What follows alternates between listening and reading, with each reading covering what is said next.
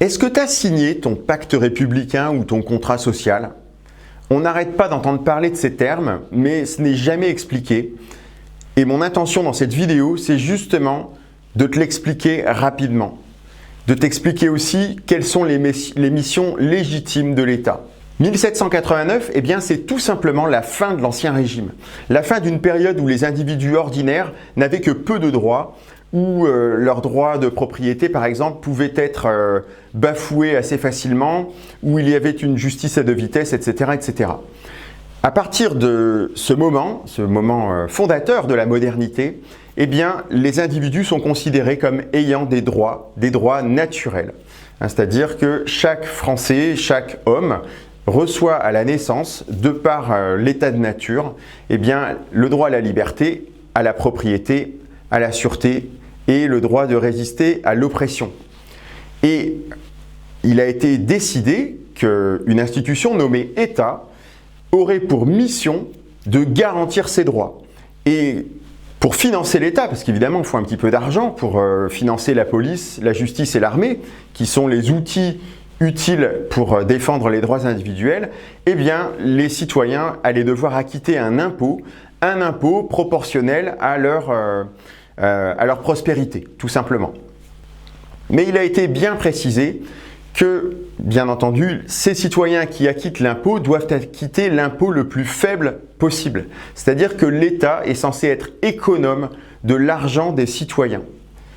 Et il est censé se concentrer sur les uniques missions que je viens de t'énumérer, qui sont ces missions légitimes. Donc je le redis une fois de plus, les missions légitimes de l'État, c'est la police, la justice, l'armée, et c'est tout. Donc tout le reste, eh bien, ça a été ajouté de manière abusive et on arrive actuellement à une situation qui est complètement délirante puisque en fait quand tu étudies l'utilisation de l'argent de l'État, de notre argent, de nos impôts, eh bien, tu te rends compte que sur 1000 € d'argent dépensé, il n'y en a que 60 qui servent pour les missions légitimes. Donc ça fait 6% seulement des dépenses de l'État qui correspondent à la police, la justice et l'armée. Donc l'urgence pour retrouver du pouvoir d'achat, c'est tout simplement de remettre l'État à sa place et puis c'est même une urgence morale aussi puisqu'on a vraiment affaire à une situation qui nous a complètement échappé, un État qui s'est inventé de nouvelles missions qui ne rendent pas forcément service, en tout cas les citoyens n'ont pas été consultés, donc on a affaire à une organisation qui n'est plus dans sa mission initiale, une organisation qui n'est plus vraiment légitime. Je te donne un petit exemple, le logement social. En France, on construit 40% de tous les logements sociaux de l'Union européenne. Donc c'est une situation qui est devenue complètement hors de contrôle, qui en fait ne correspond pas à un vrai besoin, puisque les autres pays arrivent à faire aussi bien avec nettement moins de construction de logements sociaux. En fait, on se retrouve avec un énorme système de magouilles et de clientélisme politique fait avec l'argent de tes impôts.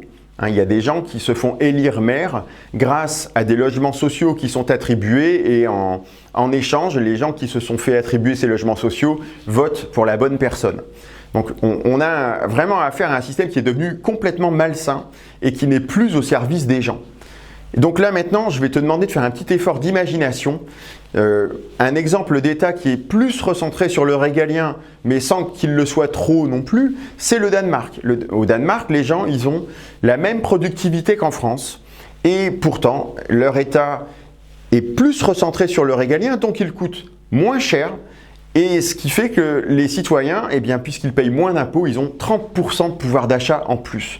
Ça veut dire que si la France était gérée comme l'est le Danemark, eh bien, tu pourrais avoir 30% de pouvoir d'achat en plus.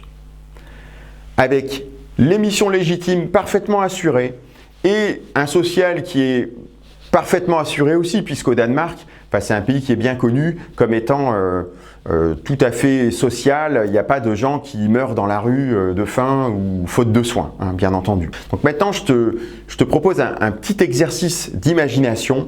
Tu fermes les yeux et tu te demandes ce que tu pourrais faire avec 30% de pouvoir d'achat en plus si les citoyens honnêtes de ce pays parvenaient à reprendre la main et à remettre l'État à sa place. Alors, pour résumer, le contrat social, en fait, c'est une sorte de contrat tacite, non signé, qui a été passé entre les citoyens et l'État en 1789. Le contrat, il est simple, il dit « Moi, citoyen, j'accepte de donner une faible partie de mes revenus en échange de la défense de mes droits individuels. Et l'État doit se contenter de cette mission afin qu'il ne grossisse pas trop, parce que nos anciens, ils n'étaient pas idiots, ils savaient fort bien qu'un État non maîtrisé deviendrait forcément tyrannique. » Et nous, eh bien, petit à petit, on l'a oublié. Et par le biais des belles promesses de l'État-providence, on a laissé l'État prendre de plus en plus de place.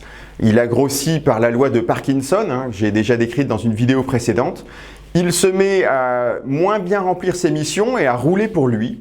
Et donc on assiste finalement à une sorte de restauration de l'ordre ancien, une restauration de l'ancien régime avec l'aristocratie qui a été évincée en 1789 qui aujourd'hui est remplacée par une bureaucratie. Une bureaucratie constituée de hauts fonctionnaires, d'énarques, avec tout un aéropage de courtisans dont les capitalistes de connivence, les médias, les syndicats, etc. Alors le vrai message inspirant que je voulais te transmettre, c'est que l'État a été inventé pour défendre nos droits individuels et uniquement pour ça. C'est sa mission légitime. Il n'a pas été inventé pour nous empêcher de respirer, pour diriger nos vies ou pour nous écraser d'impôts.